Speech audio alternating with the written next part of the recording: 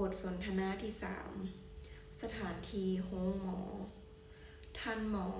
เป็นหยังมาน้อมื้อนี้คนป่วยสบายดีท่านหมอมื้อนี้เป็นไข้ปวดหัวแล้วก็มีอาการไอท่านหมอเป็นมาได้จักมื้อแล้วคนป่วยเป็นมาได้3 มื้อแล้วไปซื้อยามากินอยู่ห้านขายยาก็บ่เซาท่านหมอขอแทกอุณหภูมิกับแทกความดันเบิ่งก่อนว่าเป็นแนวใดแล้วได้ไปอยู่ใกล้คนติดพยาธิโควิดบ่คนป่วย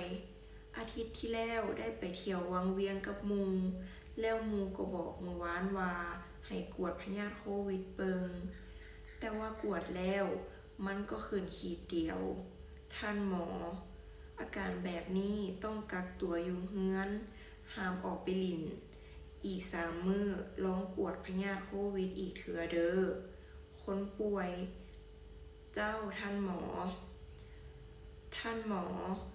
มื้อนี้หมอจะซักยาแล้วก็ให้ยาไปปิ้นปัวไข้และยาแก้แพ้ตามอาการถ้าบ่ดีขึ้นให้มาหาได้ทันทีเลยคนป่วยแล้วถ้าติดพยาธิโควิดสิตายบ่ท่านหมอบ่ตายถ้าได้สักวัคซีนและได้รับการปิ้นปัวที่ถูกต้องคนป่วยโดยขอขอบใจท่านหมอหลายๆเด้อ